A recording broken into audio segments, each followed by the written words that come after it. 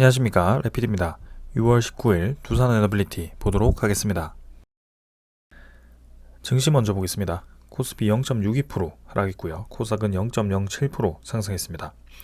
코스피는 2600선 지키면서 진행이 되었지만 오늘은 이제 하락하면서 진행이 되었고요. 외국인 투자자는 3600억, 기관 투자자는 700억 정도를 매도하면서 진행이 되었습니다. 코스닥은 2000억 정도를 외국인 투자자가 매도를 했고요. 기관 투자자는 큰 변화 없이 진행이 되었습니다. 자, 코스피 최근에는 이제 상승보다는 조금 이제 눌러주는 움직임이 이어지고 있습니다. 그래서 어느덧 이제 21선까지도 증시가 도달을 한 모습인데요. 고점을 이제 높인 상황에서 조금 이제 조정폭을 주면서 거기에 대해서 이 이평선들이 모이는 시간을 주는 것 같습니다. 그러니까 고점을 이제 다지는 그런 모습이 나오고 있는데요. 여기서 추가적으로 하락하는지 혹은 이제 여기서 21선을 타고 올라가는지는 이번 주 내에 결정이 날 것 같습니다. 자, 그래서 최근에 분위기가 좋았기 때문에 충분히 이제 이 정도의 조정은 있을 수 있다라고 생각하고 있고요. 거기에 대해서 천천히 좀 지켜보시면 되겠습니다. 투자자 같은 경우는 외국인 투자자 3,600억 정도 매도하면서 전날 4,200억 매수했던 것을 또 이제 대부분 이탈을 시키는 모습이었고요. 최근에 6월달 들어서는 외국인 투자자가 연속으로 매수를 하진 않고 매도를 좀 반복하면서 진행을 하고 있다는 것이 보여집니다. 그래서 그동안 연일 좀 공격적으로 매수해오던 그런 외국인 투자자가 조금 이제 매수를 멈추고 어느 정도 물량을 확보를 한 상태에서 좀 관망을 하고 있다는 모습이 보여지는데요. 여기서 어떤 움직임을 보이는지 한번 살펴볼 필요가 있겠습니다. 기관 투자자 같은 경우는 770억 정도 매도했는데 4일 연속 지금 매도가 나오면서 그동안 매수했던 것을 또 이제 매도를 하는 모습이 나오고 있습니다. 자, 그래서 코스피 여전히 이제 2600선 지키고 있지만 이번 주에 2600선을 튕기면서 이렇게 올라갈지 아니면 좀 더 조정을 받으면서 떨어질지는 한번 지켜보겠습니다. 코스닥 같은 경우는 0.6포인트 올랐는데 크게 움직임 없었고요. 21선 위에서 아직까지도 코스닥도 유지를 하고 있습니다. 그래서 차근차근 이제 조정을 한 번씩 주면서 올라가지고 있는데요. 고점을 이제 회복하기 위해서 30포인트 정도 앞두고 있습니다. 자, 여기서 이제 고점을 탈환을 하면서 좀 더 강하게 올라가 주면서 진행을 할 수 있을지 혹은 이 고점을 낮추면서 한 번 더 떨어질지는 좀 지켜볼 필요가 있겠습니다. 그동안 이제 시가총액이 높은 종목 위주로 좀 강한 상승이 있었기 때문에 거기에 대해서는 충분히 조정이 있을 수 있다는 것을 알고 계셔야 됩니다. 그다음 외국인 투자자가 2천억 정도 매도하면서 최근에 이 코스닥 시장에서 조금 유입이 들어오던 그런 외국인 투자자, 기관 투자자가 좀 이탈을 하고 있습니다. 다시. 그래서 전체적으로 보았을 때는 수급이 크게 지금 매수가 누적 매수가 진행되고 있지는 않다라는 것을 말씀을 드리고요. 적정한 수준에서 매도를 반복을 하고 있다. 이렇게 이해를 하시면 되겠습니다. 환율 같은 경우는 3원 정도 올라서 1283원 정도 진행이 되었고요. 이 481선 수준에서 조금 반등을 하면서 진행이 되었습니다. 그래서 5일선 위로 이제 주가가 좀 뻗어나갔는데요. 여기서 주가가 좀 더 환율이 힘을 받아서 반등을 할 수 있을지는 좀 더 지켜봐야 될 것 같습니다. 그래서 그동안 빠르게 1300원대에서 1200원대로 떨어졌기 때문에 충분히 기술적인 반등은 나올 수 있는 구간이었고요. 여기서 추가적인 하락이 나오는지는 더 지켜볼 필요가 있겠습니다. 그러나 장기적인 움직임은 결국에는 떨어지는 방향으로 진행될 수밖에 없다라는 것이고요. 여기서 뭐 좀 자리를 잡고 조금 더 시간을 끌더라도 결국에는 추세 자체는 꺾이고 있습니다. 그래서 장기적으로 보았을 때 이 241선도 지금 아래로 꺾이기 시작했고요. 이 6개월 동안의 평균 가격, 아니죠, 8개월 동안의 평균 가격이 서서 이제 꺾이기 시작했다라고 이렇게 이평선도 말해주고 있습니다. 그래서 점점 이제 추세가 꺾이면서 아래로 향할 가능성이 크기 때문에 거기에 대해서도 우리도 염두를 해둘 필요가 있습니다. 그래서 환율 일단 안정적인 방향으로 진행이 되고 있다, 이렇게 보시면 될 것 같고요. 선물 지표는 미국 증시 보합 수준입니다. 0%대로 크게 상승하락 없이 진행이 되고 있고요. 유럽 증시 같은 경우는 지금 유로톡스 0.6% 정도 하락해서 진행이 되었습니다. 그래서 뭐 크게 하락 없이 일단 양증시 모두 보합 수준에서 진행이 되고 있다라고 보시면 될 것 같고, 어, 내일 시장이 또 어떻게 될지는 한번 살펴보겠습니다. 외환 시장은 아까와 거의 유사하고요. 채권 금리는 3.8%대로 이제 3.7%에서 조금 올라서 또 이제 3.8%대를 회복을 한 상황입니다. 그래서 3.7, 3.8 계속 왔다 갔다 하면서 적정 수준을 유지를 하고 있다. 그래서 3.8%대를 지속적으로 유지를 하는지 혹은 조금 더 올라가는지를 지켜볼 필요가 있겠습니다. 그래서 4%대로 지금 고점을 찍고 크게 그 이상 올라가지 못하고 있는 상황인데요. 10월부터 지금까지 아직까지는 큰 움직임은 없습니다. 그래서 아무래도 국채 발행에 의한 국채 가격 하락과 그런 국채 금리에 대한 상승으로 이어지는 모습인데, 이 단기적인 가능성이 크기 때문에 우리는 천천히 살펴보면 될 것 같습니다. 그래서 결국에는 국채 발행이 멈추고 그런 국채 발행 수가 줄어들수록 또 국채 금리 가격은 떨어질 거기 때문에 거기에 대해서 지켜보시면 되겠습니다. 자, 오늘은 이 정도로 좀 증시는 간단하게 살펴보고 넘어가도록 하고요. 종목으로 넘어가도록 하겠습니다. 두산에너빌리티 보겠습니다. 10원 상승해서 19,280원으로 마무리되었고요. 0.05% 상승하면서 마무리되었습니다. 오늘은 시작장에서는 하락으로 진행이 되었고, 거기에 대해서 쌍바닥을 다지고 이렇게 또 올라오는 그런 모습이 보였습니다. 그래서 오늘도 보합 수준이긴 하지만 주가를 하락시키지 않고 진행이 되었고요. 시간의 거래는 평소보다는 좀 더 적었지만 이 상승으로 진행하면서 19,290원으로 마무리가 되었습니다. 일별 거래는 전날보다 감소를 했고요. 610만 주 정도에서 마무리가 되었습니다. 그래서 920만 주에서 한 300만 주 가까이 감소를 하면서 진행이 되었고, 평소 수준의 그런 600만 주 수준의 거래량으로 진행을 하고 있습니다. 자, 그래서 최근에는 계속해서 상승세를 이어가는 모습이고요. 지금 바닥부터 지금까지 크게 하락 없이 계속 진행을 시켜주고 있습니다. 그래서 이전에 전고점 부근에서 조금 꺾이던 그런 분위기가 지금은 전고점 부근에서 계속해서 이제 수렴을 하다가 상승 방향으로 향하는 그런 모습이 이어지고 있고요.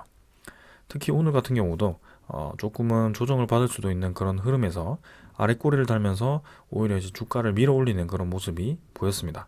그래서 5일선을 따라서 주가가 꾸준히 지금 올라가주는 모습이고요. 상당히 강하게 올라가주고 있다라고 보시면 되겠습니다. 21선도 지금 이제 17,400원, 우리가 박스권이라고 생각하던 그 상단 라인까지도 지금 21선이 지금 뻗어 나온 상황이고요. 이전처럼 지금 상당히 빠르게 21선이 치고 나와주고 있습니다. 61선도 마찬가지, 121선도 마찬가지 같이 올라가주고 있어서 상당히 긍정적으로 바라보고 있고요. 특히 241선이 하락을 멈추고 올라가기 시작했다는 점에서도 아주 긍정적인 신호입니다. 자, 그래서 내일 시장, 이번 주 시장을 어떻게 마무리할지는 조금 더 봐야 되겠지만, 여기서 이제 한번 전고점 부근에서 터치를 하고 음봉을 주면서 조금 더 횡보를 할 수 있겠다라는 생각도 듭니다. 그래서 크게 내일 하락을 하든 이번 주를 계속 횡보를 시키든 우리는 크게 문제가 없다라고 말씀을 드리고 싶고요. 사실 오히려 이렇게 상승을 크게 빠르게 했기 때문에 어느 정도는 떨어지는 것이 보통의 흐름이다라고 말씀을 드리겠습니다. 그러나 지금은 보통의 흐름보다 좀 더 강하게 진행이 되어가고 있기 때문에 한번 지켜보자라는 말씀을 드리고요. 21선이 빠르게 치고 왔을 때 거기서 추가적인 상승을 진행할 수 있을지 그런 것들도 체크를 해보겠습니다. 그래서 이대로 좀 치고 나가준다면 박스권 고점을 뚫고 이제 나가는 격이기 때문에 이제는 2만원대, 22,000원, 23,000원대까지도 빠르게 치고 나갈 수 있다라고 좀 말씀을 드리고 싶습니다. 그래서 당장 이제 3만원까지 직행을 해야 된다, 이런 말씀은 아니지만 확실히 지금 이전과는 좀 강하게 움직이고 있다는 것은 사실이다라고 말씀을 드리고 싶고요. 거기에 추가적인 좀 강한 상승이 나오기 위해서는 거래량이 조금 더 붙어서 2천만 주 이상 전고점의 그런 거래량을 넘어서는 그런 움직임이 좀 나왔으면 한다라는 말씀을 좀 드립니다. 그래서 그 부분에 대해서는 천천히 한번 지켜보면 될 것 같고요. 우리가 지켜보는 그런 저점을 점점 높이고 고점을 점점 높이는 그런 흐름이 이대로 이어지는지 한번 살펴보도록 하겠습니다. 월봉은 뭐 더할 나위 없이 좋습니다. 네, 이미 25월봉선 넘어서 강하게 올라왔고요. 조금 더 이제 상승을 해버리면 이전에 블록딜 때 떨어지던 그죠? 그리고 코스피가 크게 떨어지면서 떨어지던 그 음봉이 완벽하게 다 메워지는 그런 상황이 만들어집니다. 그래서 그동안 우리가 고생을 했던 그 큰 하락 구간을 이제는 다시 회복을 하고 다시 정상적인 박스권 안으로 주가가 진입을 하는 그런 시기다라고 말씀을 드리고 싶고요. 그 큰 하락 동안에 우리가 가만히 있지 않고 이 아래 구간에서 많은 매수를 진행했기 때문에 거기에 있어서 지금은 오히려 기회가 되는 그런 상황이 만들어진 것입니다. 그래서 조금 더 기다려 보면 이제는 이 박스권 상단까지도 빠르게 치고 나갈 수 있을 거라고 생각을 하고 있고요. 거기에 대해서 긍정적으로 보면서 좀 더 지켜보면 될 것 같습니다. 그래서 월봉의 거래량을 보더라도 점진적으로 이제 줄어드는 그런 추세에서 이제는 이렇게 양봉이 나오면서 거래량을 점점 늘리는 방향으로 진행이 되었으면 하고요. 이번 6월에 월봉이 조금 더 거래를 실어서 전 고점을 조금 넘어갔으면 하는 상황입니다. 그래서 이번 주 남은 2주 정도를 어떻게 흘러가는지 그런 것들을 한번 살펴보면 되겠습니다. 투자자 수급은 기관 투자자가 33만 주 매수했고요. 외국인 투자자가 10만 주 정도 매수를 했습니다. 그래서 오늘도 양매수 진행을 했고요. 최근에 외국인 투자자는 계속해서 연일 매수를 하고 있습니다. 그래서 중간중간에 뭐 매도로 전환하기도 했지만 결국에는 장중에는 매수를 계속 진행하고 있다는 것이 사실이고요. 기관 투자자 또한 공격적으로 매수를 진행해주면서 양매수를 꾸준히 이어가고 있습니다. 그래서 두 달 동안의 평균을 보시면 개인 투자자만 지금 1776만 주를 매도했을 만큼 상당히 많은 물량을 외국인 투자자와 기관 투자자가 매수를 했다라는 것이고요. 오늘 같은 경우도 기관 투자자 33만 주, 금융 투자는 11,000주 매수했고 보험 투자는 18,000주, 투시는 14,000주, 뭐 금융 연기금은 이제 17만 주 매수했고요. 사모펀드도 94,000주 매수하면서 오늘도 이 5기관, 6기관이네요. 모두 이렇게 매수를 해주었습니다. 그래서 투신 같은 경우도 지금 이 6월 9일자로 상당히 많은 물량을 한 번에 매수를 했었는데 그 이후에서도 이렇게 매수를 꾸준히 이어간다는 점에서 눈에 띈다라고 보여지고요. 연기금 투자자도 17만 주 매수를 하면서 지금 10만 주 이상씩 지속적으로 또 이렇게 매수를 진행해주고 있습니다. 그래서 중간중간 이렇게 매도를 하는 날도 있긴 하지만 또 6월 달 들어서는 계속 매수로 또 진행을 해주고 있고요. 결국 6.5%까지 매수를 했는데도 불구하고 추가적으로 또 지분 매입을 하는 것인지 그런 것들을 천천히 한번 또 살펴보도록 하겠습니다. 그래서 매수를 멈추고 이제 5월 달부터는 좀 매도를 했었는데요. 결국에는 지금 집계를 해보면 5월 달에 매도했던 것을 지금 6월 달 들어서 또 대부분 매수한 것으로 또 보여지거든요. 그래서 6월 마지막까지 계속 매수로 이어갈 것인지는 한번 천천히 살펴보겠습니다. 그래서 기관 투자자, 외국인 투자자가 지금 이제 고점 부근에서도 꾸준히 매수를 해주고 있고요. 지금 19,000원 수준까지 올라오고 한 6일, 7일 정도를 고점에서 이렇게 횡보를 하고 있는데 그 기간 동안 외국인 투자자와 기관 투자자는 상당히 많은 물량을 또 매수를 해주고 있습니다. 자, 그래서 제가 주목을 했던 그 MSCI 리밸런싱과 그 다음에 코스피 200에 대한 보유 비율 변경 그런 이슈들이 지나갔음에도 불구하고 꾸준히 지금 매수를 해준다는 점에서 아주 인상 깊다라고 말씀드리고 싶고 이전의 그런 패턴과는 확실히 좀 다르게 움직이고 있다는 것을 강조를 드립니다. 그래서 여기서 뭐 횡보를 하던 조금 떨어지던 결국에는 저는 지금 이 고점을 넘어서 올라갈 것이다 라고 확신을 하고 있는 상황이고요.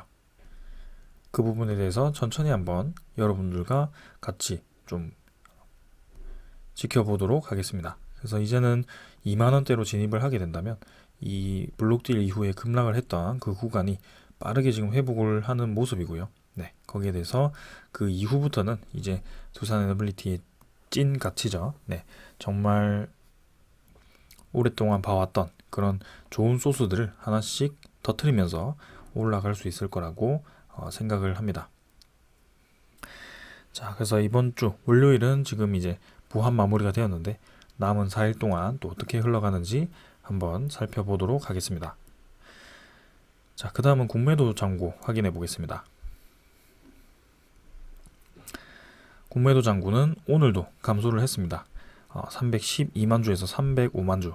그러나 이제 평소보다는 이 공매도 잔고가 줄어드는 폭이 좀 감소를 했습니다. 그래도 감소하는 이 연일 감소하는 추세는 계속 이어지고 있고요. 300만 주대를 근근히 이제 걸치면서 마무리가 되었습니다. 그래서 1 공매도 거래가 오늘도 적었고 어제도 적었고 그죠? 전날도 적었고 지속적으로 외국인 투자자가 매수를 한다는 점에서 네, 공매도 잔고는 계속 줄어들지 않을까라는 생각이고요. 이 또 200만 주대로 진입을 해서 어디까지 공매도 잔고가 또 줄어드는지도 한번 살펴보겠습니다. 그래서 이전과는 확실히 다른 거지. 어느 적정 수준에서 공매도 잔고 하락세가 멈추고 다시 늘어나는 패턴이 보였는데 이번에는 늘어나지 않고 계속 줄어들고 있는 모습이 이어지고 있습니다. 자, 그래서 이 공매도 잔고도 계속 주목을 해서 어디까지 감소하는지 살펴보도록 하겠습니다. 그 다음은 대차 잔고도 같이 한번 보겠습니다. 대차 잔고는 자, 여기 신용으로 가서 오늘도 상환이 되었습니다. 56만 주 상환이 되었고 체결은 만주, 그래서 1733만 주로 또 1780만 주에서 대차 잔고는 추가적으로 감소를 했습니다. 그래서 대차 잔고도 지금 지속적으로 줄어들고 있는 모습이고요. 예비 공매도 잔고라고 할 수 있기 때문에 이렇게 빠르게 감소한다는 것은 아주 긍정적으로 바라볼 수 있습니다. 그래서 최근 이 대비해서는 상당히 많은 물량이 지금 상환이 되었고요. 공매도 잔고와 대차 잔고가 아주 공격적으로 거의 제로에 가까울 정도로 이렇게 빠르게 상환이 되고 있습니다. 그래서 앞으로도 이 추세가 이어져서 대차 잔고가 꾸준히 줄어드는지 공매도 잔고가 같이 줄어드는지 그런 것들을 한번 살펴볼 거고요. 그 다음에 이렇게 급락을 한 이 대차 잔고와 공매도 잔고가 급격하게 감소한 뒤에 다시 늘어나는 패턴이 이전에는 보였었기 때문에 그런 것들을 좀 주시하면서 지켜보도록 하겠습니다. 외국인 추적 물량은 10만 주에서 지금 27만 주, 28만 주 정도로 매도로 전환이 되었고요. 한 30만 주 정도 차이가 났습니다. 그러나 전날도 이제 135만 주 정도 매수를 했고 꾸준히 지금 전체적으로는 계속 매수를 진행하다 보니까 외국인 보율이 13.7% 수준에서 크게 떨어지지 않고 진행이 되고 있고요. 오늘도 이제 매도 전환을 하긴 했지만 결국에는 장 초반에 또 매수를 하다가 전환이 된 거죠. 그래서 최근에 보시면 이 고점 부분에서 꾸준히 주가를 떨어뜨렸다가 올렸다가를 좀 반복을 하는 것을 볼 수가 있습니다. 특정 구간에서 지금 주가를 계속 가둬놓고 있다라고 보시면 될 것 같고요. 그 과정 속에서 이제 물량을 계속 확보를 하는 것인지 일단은 지켜보고 있습니다. 그러나 중요한 점은 그 박스권, 단기 박스권 안에서 저점은 계속 높이고 있다는 점입니다. 그래서 저점을 계속 높이면서 진행을 하고 있고 자, 내일쯤 해서는 이제는 이 박스권 내에서도 어느 정도 수렴을 하는 구간이거든요. 그래서 그 수렴 구간에서 이 어떤 거래가 나오고 어떤 양봉이 나올지 혹은 음봉이 나올 수도 있습니다. 오히려 떨어뜨리면서 진행을 할 수도 있기 때문에 그런 것들을 한번 내일 혹은 이번 주 내에 흐름이 나온지 살펴보도록 하겠습니다. 자, 그래서 지금 흐름 자체는 아주 긍정적이다라고 말씀드리고 싶고요. 수렴 구간에서 상방으로 조금 나올 확률이 높아 보인다라고 말씀을 드립니다. 공매도 1거래는 뭐 평소보다 작았죠. 그래서 계속해서 1%대로 거래가 진행되고 있고요. 잔고도 지속적으로 줄어들고 있다. 이렇게 이해를 하시면 되겠습니다. 자, 그래서 기술적인 부분은 다 말씀을 드렸고 거래원을 살펴보시면 자, 전날도 모관소홀이 63만 주, JP모간이 40만 주 매수하면서 또 이 세 투자자가 대부분의 매수를 진행했습니다. 그래서 이제는 20일 집계를 하면 모간서울이 750만 주를 매수했을 만큼 상당히 많은 물량을 매수했고요. JP모건은 428만 주, 그래서 합쳐서 신한증권과 JP모건, 모건서울이 거의 1300만 주 가까이를 지금 매수를 한 상황입니다. 공매도 잔고가 여기서부터 다 상환이 되었다라고 할 수 있을 정도로 그 물량이 거의 유사하다라고 보여지고요. 오늘 이제 JP모건이 좀 매도를 했지만 이 매도가 또 지속적으로 매도로 전환이 되는지는 한번 살펴볼 필요가 있겠습니다. 그러나 확실히 최근에 이 공매도 상황과 이 외국인 투자자는 직접적으로 연관이 있었다는 것은 여러분들도 이제 잘 아실 거라고 생각하고요. 그 외국인 투자자가 이제는 공매도 상황도 끝이 보이고 어떤 움직임을 보일지는 이번 주 혹은 이번 달 말까지는 결론이 나지 않을까 싶습니다. 그래서 조금 더 상승을 시킬지 그런 것들을 거래량과 이런 흐름을 좀 지켜보면서 계속해서 주시를 해보겠습니다. 자, 오늘은 이 정도로 기술적인 분석을 마치고 종목 소식 전해드리도록 하겠습니다. 자, 먼저 전해드릴 소식은요. 한수원과 두산이 참여한 이집트 엘다바 원전이 이제 프로젝트가 순항을 달리고 있다라고 합니다. 이집트 엘다바 원전은 우리나라가 1차 측은 러시아 쪽 국영 로사톰의 자회사 JS2사가 수주를 했고요. 2차 측 이제 EPC 설계라든지 그런 관리 쪽, 기자재 납품 쪽은 우리가 수주를 했습니다. 그래서 총 1조 6천억 정도의 수주를 두산 에너빌리티가 진행을 했고요. 전체 공사 규모로는 3조 규모로 진행이 되었습니다. 그래서 2028년부터 2031년까지 건설을 진행할 거고, 이번에 그 이집트의 전력재생에너지부 장관이 4800메가와트급의 그런 엘다바 원전 프로젝트가 일정대로 잘 진행이 되고 있다라고 직접 밝히면서 프로젝트가 순항을 하고 있다는 것을 또 이제 확인을 했습니다. 그래서 그 이후에 만약에 이제 이게 또 성공적으로 납품이 완료가 된다면 앞으로 이집트에서 진행 중인 그런 재생에너지 프로젝트에 또 참여를 할 수 있을 거로 기대가 되고요. 특히 이제 중동 쪽에서 이제 이집트는 북아프리카 쪽이긴 하지만 그런 사막 환경에서 UAE 다음으로 또 이집트의 이 원전 건설을 진행한 것이기 때문에 우리나라의 그런 기술력을 다시 한번 입증할 수 있는 좋은 기회라고 또 생각을 합니다. 그래서 2031년까지면 좀 시간이 많이 필요하긴 하지만 결국에는 지금 기술력을 통해서 수주를 했고 2차 측, 시공 측까지도 이렇게 진행을 한다는 점에서 상당히 긍정적인 부분이다. 이렇게 말씀을 드리겠습니다. 자, 그 다음은 한수원이 이제 루마니아 시장도 두드리고 있습니다. 그래서 최근에 루마니아 쪽에서 이 핵 에너지 관련해서 수주 관련 검토가 상당히 많이 이루어지고 있는데요. 최근에는 이제 루마니아 쪽에서 한국과 미국, 일본, UAE 이렇게 4개국이 힘을 합쳐서 SMR 투자를 하고 거기서 SMR 건설을 하겠다라고 발표도 하기도 했습니다. 근데 이번에 검토되는 것은 그 SMR이 아닌 대형 원전 관련 이 소식인데요. 한국수력원자력이 테크포스 TF팀을 꾸리고 루마니아 체르나보다 원전 1호기의 설비 개선 사업 입찰을 본격 추진한다고 합니다. 그래서 아직 수주를 한 것은 아니지만 루마니아에서도 이제 원전 1호기가 좀 오래되어서 이제 이 설비 개선 사업을 추진하는 상황인 것 같은데요. 거기에 우리나라 한수원 콘소시엄이 입찰을 위해서 TF팀을 신설을 했다라고 합니다. 그래서 체르나보다 1호기는 2026년에 발전 가동이 중단이 되고 그래서 그 이후에 3, 4년 동안 설비 개선을 하고 2030년부터 재가동이 된다고 하는데요. 그 설비 개선 과정에서 이제 필요한 것이 내부에 이제 오래된 그런 기자재들 이 교체라든지 혹은 뭐 그런 건설 쪽에서 추가 시공을 하는 뭐 그런 것들이 있을 것 같습니다. 그래서 이 수주에 이제 성공을 하게 된다면 앞으로 원전 삼중 수소 제거 설비 건설과 그 다음에 신규 원전 등 이른바 루마니아 프로젝트에도 청신호가 켜질 전망이라고 합니다. 그래서 이 신규 원전은 9조 원 규모로 2기 건설을 검토하고 있고요.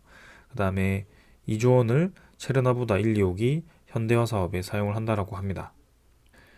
자, 그래서 루마니아 같은 경우는 기존에 이제 중국 원자력공사 CGN과 합작으로 원전 3, 4호기 건설을 추진했는데 2020년에 미국과의 전략적 관계를 고려해서 철회를 했다라고 하고요. 그렇다고 한다면 이제 미국 쪽에서 이 루마니아 원전 건설을 따낼 가능성도 충분히 있습니다. 그러나 어제도 제가 강조를 드렸듯이 우리나라가 지금 웨스팅하우스와 이 소송 합의에 거의 도달을 했다라는 소식이 있고요. 거기에 웨스팅하우스와 한수원, 한전이 이제 같이 수주를 나설 것으로 또 기대가 되고 있습니다. 그런 면에서 본다면 이 루마니아 원전이라든지 뭐 폴란드, 체코 아니면 앞으로 많은 그 원전들이 이제 웨스팅하우스와 이 한국 쪽으로 협력하는 관계로 수주가 이제 분배가 된다고 했을 때는 상당히 큰 시장이라고 생각을 할 수가 있습니다. 그래서 웨스팅하우스, EDF, 그리고 한수원 이렇게 3파전으로 진행하는 프로젝트들이 상당히 많은데 누구 하나든 그 프로젝트를 모두 수행하기에는 굉장히 지금 버거운 상황이긴 합니다. 그래서 그 많은 프로젝트들을 수행하기 위해서는 공급망 협력이 필수적이고요.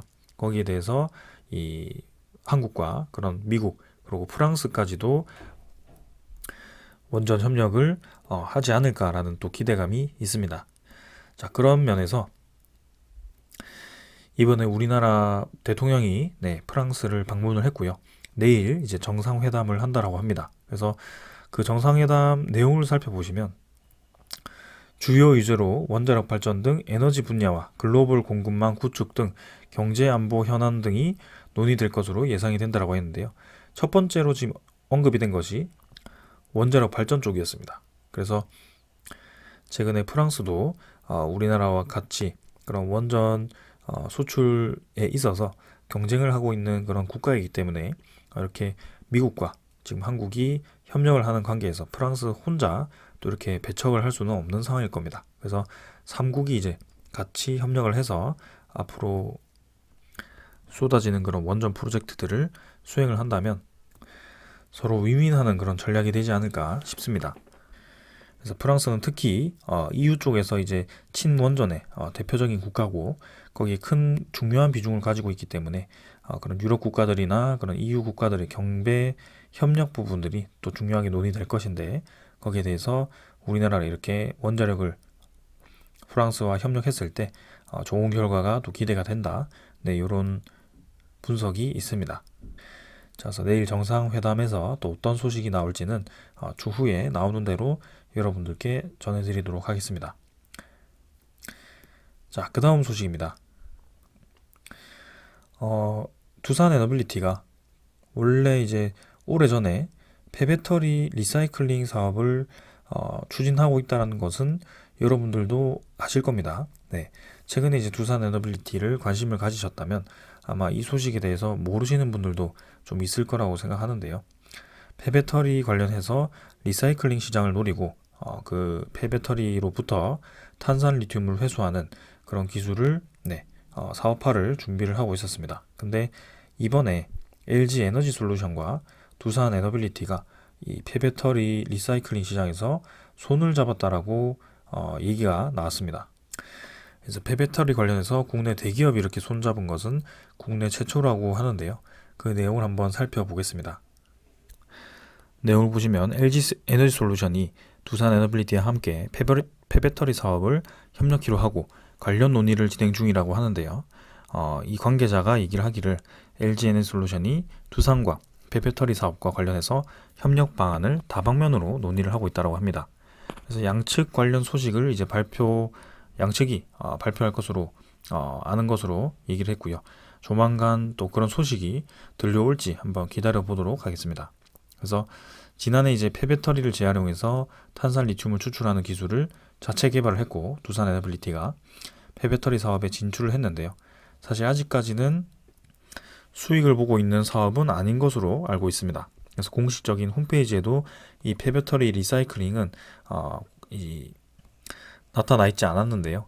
이번에 이렇게 소식이 나온 것을 보았을 때는 본격적으로 그 관련한 사업을 추진하는 것으로 또 기대가 되기 때문에 한번 주목을 해보겠습니다.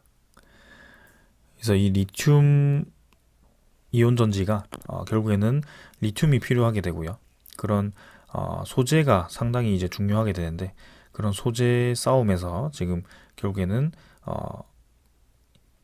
이 기존의 수명을 다한 그 전지로부터 리튬을 다시 회수하는 그런 이 사업이 다시 한번 주목을 받고 있는 상황입니다. 그래서 우리나라 대기업 배터리 3사 모두 폐배터리에 지금 주목을 하고 있는 상황이고요. 분명히 그런 자원은 한계가 있기 때문에 앞으로 수명을 다한 배터리를 처리하는 과정에서 생기는 그런 이 소재를 다시 한번 사용을 하겠다라는 그런 의도에서 이렇게 진행을 하는 것 같습니다.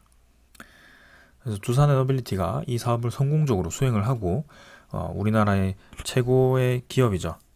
LG에너지솔루션과 이 손을 잡으면서 직접적인 수익을 낼 수 있다라고 한다면 상당히 큰 기회가 될 수 있다라고 저는 생각을 하거든요. 그래서 이제는 신재생에너지, 원자력, 그 다음에 SMR, 뭐 그런 수소 가스터빈, 네, 그리고 가스터빈 이런 것들 이외에도 저렇게 ESS라든지 혹은 네, 그 폐배터리 리사이클링 시장까지도 침투를 할 수 있는 그런 기술력을 가지고 있다는 점에서 두산에너빌리티가 아주 장기적으로 바라보았을 때 좋은 기술들을 많이 보유하고 있다. 이렇게 이해를 하시면 좋겠습니다. 그래서 그런 소식들이 하나둘씩 쌓여서 지금의 이 주가를 형성을 하고 있고요. 결국에는 이 고점을 넘어서 이제는 정고점까지도, 네, 역사적인 고점까지도 노려볼 수 있는 그런 상황이 만들어질 것 같습니다. 그래서 그게 이제 시기의 문제일 것 같고요. 거기에 대해서 우리는 꾸준히 기회를 엿보면서 물량을 모아가면서 지켜보시면 되겠습니다. 사실 지금 주가에서는 기회를 노리기에는 조금 상승을 많이 진행을 했고요. 결국에는 다시 한번 이렇게 떨어졌을 때가 기회가 될 수 있겠지만, 지금 상황에서는 이 15,000원대까지 다시 떨어지기는 쉽지는 않을 거라고 생각을 합니다. 그래서 여기서 한 단계 더 상승해서 2만원대로 진입을 하게 된다면 이제는 좀 지켜보면서 보유 비중을 조금씩 조절하는 그런 구간도 만들어 나갈 수 있다. 이렇게 좀 설명을 드리겠습니다. 자, 그 다음은 마지막 소식입니다. 최근에 가스터빈 시장도 많이 주목을 받고 있는데요. 충남도 차원에서 지금 이제 수소 가스터빈 시험 연구센터를 유치하기 위해서 노력을 하고 있다고 합니다. 그래서 보령 가스터빈 이번 하반기에 이 두산에너빌리티가 또 수주를 노리고 있는 그 가스터빈 시장인데요.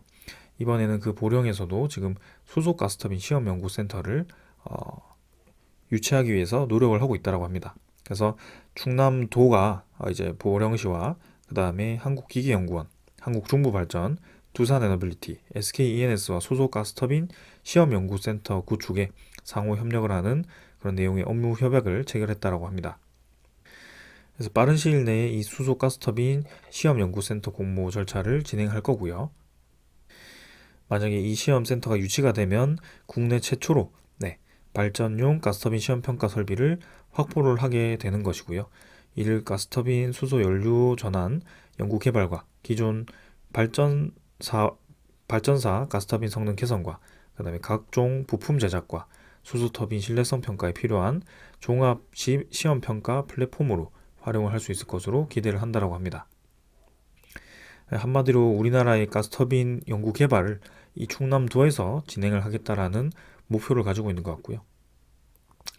충남 당진에도 LNG 가스터빈이 많이 들어가게 되고 또 이 가스터빈 관련해서 또 주변에 납품될 수 있는 이 지역이 많기 때문에 충남 차원에서 저렇게 연구센터를 설립하고자 하는 것 같습니다.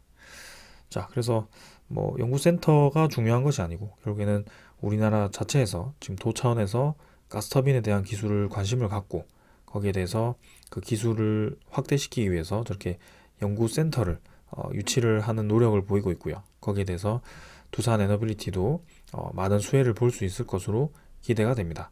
당장 올 하반기에 지금 두 건의 이 가스터빈, 네, 국산화 가스터빈 납품이 또 기대가 되기 때문에 금액으로는 이제 6천억 정도죠. 그래서 그 성공적인 납품 이후에 네, 내년부터 해서 또 본격적인 그런 가스터빈 시장에 진출을 할 수 있을지 그런 것들도 계속 살펴보도록 하겠습니다. 자, 그래서 많은 사업들이 하나둘씩 이제 회수가 되고 있습니다. 점점 사업화가 되고 있고, 점점 사업성도 좋아지고 있고, 그 사업이 영위하는 그 시장 또한 같이 성장을 하고 있기 때문에 두산 에너빌리티 입장에서는 이처럼 좋은 기회가 다시 올 수 있을까라고 할 정도의 그런 시장이 지금 다가온 것 같습니다. 그래서 이전에 건설 전성기일 때의 두산 에너빌리티의 모습, 두산 중공업 시절이었죠. 그 모습을 우리가 다시 볼 수 있을지 그런 것들을 한번 기다려 보도록 하겠습니다. 자, 오늘 여기까지 하고 마무리하고요. 내일 또 시장에서 뵙도록 하겠습니다. 감사합니다.